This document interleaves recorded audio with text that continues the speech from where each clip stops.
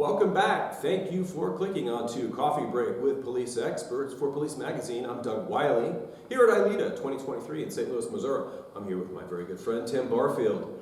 Tim, something that you and I have shared privately and personally is a common belief structure, is a spirituality.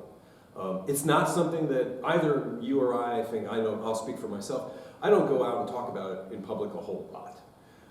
But the fact of the matter is that there are a great many people who are Christians in this world of law enforcement. We have people who have a variety of other faiths. But we share that Christian faith, you and me. We've talked a little bit about it. There is an element to our faith that translates very, very well to the notion of you're in God's service, you're in Christ's service, you're in the service of the community.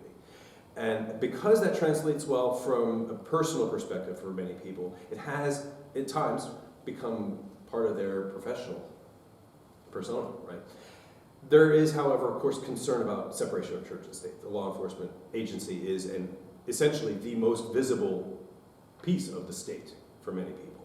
So how do you reconcile, for lack of a better word, no pun intended, the marriage of being a person of faith and having that as a driving force in your life, and being a law enforcement officer, being a law enforcement trainer, and infusing that and marrying them together in a way that is compatible? Well, thank you. And I think this is an important topic. So people of faith, and I agree, I don't think it's just the Christian faith. Yeah. I think many people of faith, the driving factor behind that is that these are people in service to somebody, to a greater cause than them, right? And we know that just in general, that if somebody is driven by service to somebody else, it's not about them anymore, right? And so it's about doing something and honoring somebody else. So certainly within faith, and certainly within the Christian faith, having a higher power that we are serving, that we believe we're going to be held accountable to. I mean, we look at this, our society today, and some of the complaints, most of them aren't legitimate, but some are, right? We see these videos; they're terrible. And what better person to have working beside you than somebody who believes they're going to be held accountable, not by you, not by the chief, not even by society, although they believe that too. Sure. But they believe that when they pass from this earth, they're going to have to answer to even a higher power. Yeah, they must be in judgment. Right.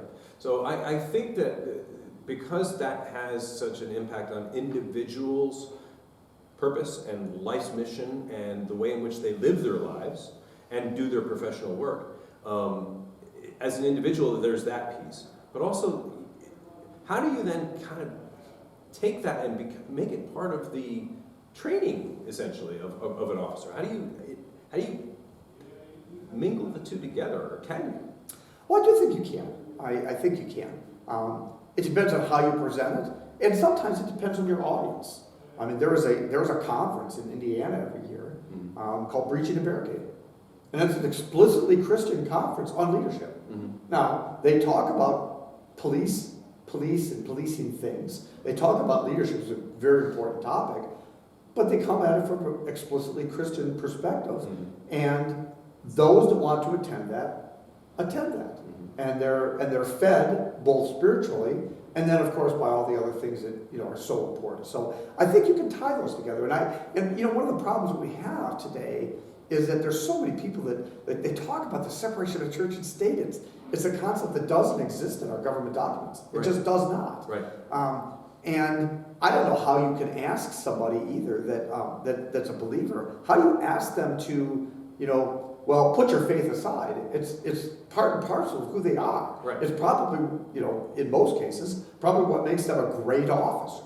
So I think that you can infuse the religious part by calling them to standards and doing it in a way that isn't explicitly Christian, doesn't necessarily drive out anybody else. Right. Yeah, and I think that to your point earlier that we're talking about more than just Christian faith. I mean, it is the dominant faith in the United States. It is the most common faith in the United States. But there are many others, and they are integral to our community, our society. And we must ensure that they are well accommodated and taken care of and part of the policing community. If you are of any other faith, that you are part of this profession. And how then do you have predominantly Christian people in the profession, but you have people also with different faiths? How do you have them kind of working together in their own, they're answering to their own God in their own way, but they're also answering again to society and to the chief and to the expectations of the community. How do you have that all coexist in the same bucket? But the interesting, kind of when we started this conversation, right, we talked about that higher power. Yeah. With rare exception, all religions have that same thing. They Right. believe they're going to answer to a higher power. They believe that they have to do good on earth, right? They have to do the right thing. So I think you can tie all those together without speaking to any one particular faith, but just calling people to their code of conduct, their religious faith, personally, without drilling down on particular doctrines. Yeah. And at least recognize them and calling them to that service. Yeah, and I think you, as a chief, as a police leader, you have had the opportunity to provide opportunity, for lack of a better way of putting it, to recognize people for the benefits that faith of any kind, a real core fundamental belief system, has for you as a person, right? So you are a healthier individual coming to the job. And so you can then say, look, whatever it is that is your religion or your faith of choice, I want you to know that I recognize that there's a benefit to you for you having that instilled in you and you bringing that, whatever it is that you have, to the job. How do you then communicate to other chiefs who don't necessarily have that immediate thought, right? They don't necessarily go, hey, I should recognize that these people are of a faith and that it does have a benefit to them. So, when we look at people as people, right, or we look at, we talk about today this whole diversity, equity, inclusion thing, that is inclusive.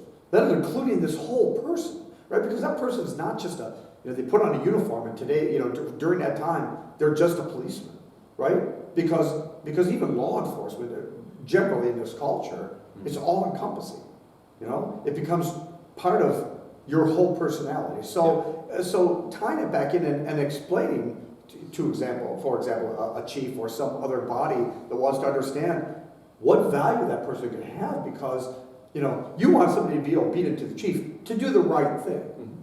How much more important to an eternal chief, if you will, that you'll have to answer to. So I think you can make the sell, if you will, to people and get them to embrace why that officer can be so beneficial to them. Yeah. It's a delicate topic, and I'm glad that we've had this discussion. We've had it privately, of course, but to have this discussion for the benefit of the audience here on Police Magazine, because it is a topic that once you've put it on the table and you've made it available as a discussion point, that people really do have a tendency to say, all right, well, that too. So I think it's giving people the freedom to say, I have this in me, right? Yes, I agree. All right. Tim, thank you so much for your time on this topic. It's really important. Thank you, Doug. Join us again in a couple of weeks for more Coffee with Police Experts. For Police Magazine, I'm Doug Wyllie here in St. Louis, Missouri at Alida 2023.